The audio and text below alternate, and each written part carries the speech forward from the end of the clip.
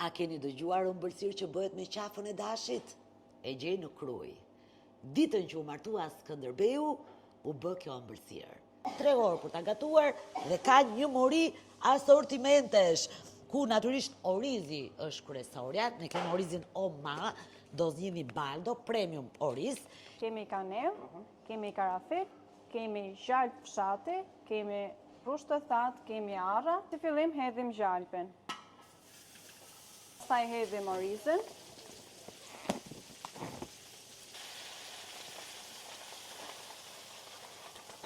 Dhe kavardisim, derisa kjo të marrë ngjyrë si të artë. Qafa e dashit da 3 orë që gëzim. E kam përgatiti ditë para, e kam bo fije, kam gati për me ja hëgë orizin.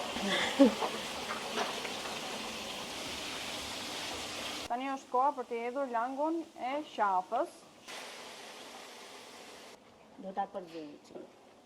Tani është momenti të hedhim rushin e thatë. Ale ja pas keni ditë vetës ju krutanët. Po si? Tjetër që të jeni ara, hajde, Bëhet për festat e Kurban Bayramit, kur theret dashin. Pasi kjo është zier, hedhim sheqerin.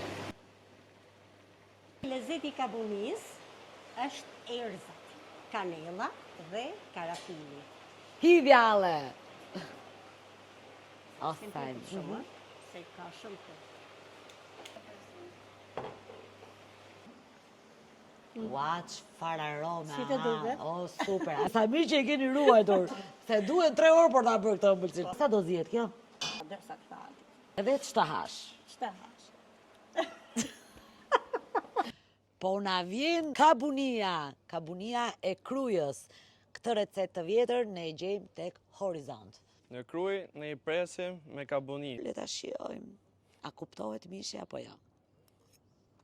Nuk ndihet fare që ka mish brenda. Po mos ta dija unë që ka mish, nuk kuptohet.